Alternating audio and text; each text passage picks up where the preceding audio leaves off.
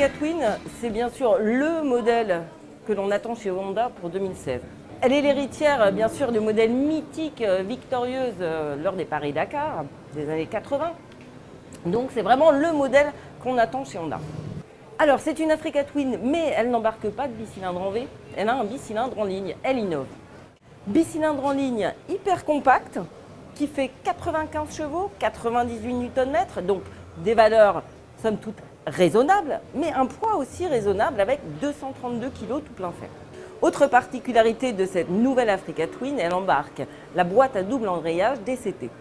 Mais ce DCT est un petit peu particulier car il bénéficie d'un mode spécifique pour le tout-terrain. Pour être plus efficace encore en conditions tout-terrain, ce DCT adopte un capteur d'inclinaison qui permet de faire évoluer au mieux la moto. Côté châssis, c'est un traditionnel, si on peut dire, double berceau en acier, mais une attention vraiment particulière a été apportée au centrage des masses.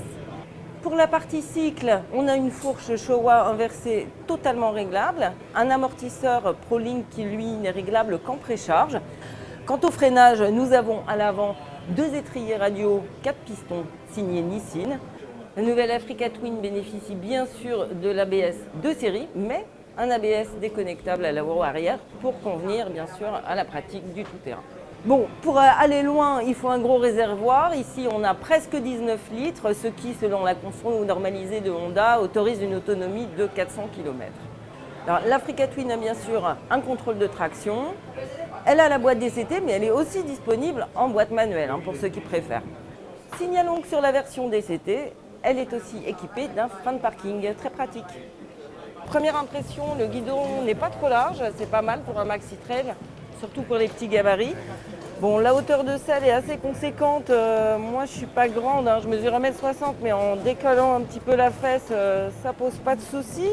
On pourra trouver une selle creusée, ce sera mieux. Alors, Africa Twin en version noir mat. Africa Twin en version réplica, tricolore, bleu, blanc, rouge, c'est d'actualité. Africa Twin version gris, argent, allez, métallisé, ouais. Et la dernière, Africa Twin en rouge, avec un petit peu de blanc et de noir. La nouvelle Africa Twin sera disponible dès janvier 2016, en boîte normale à 12 999 €, avec le DCT 13 999 €. Vous rajouterez 300 € sur chaque version pour avoir le coloris réplica.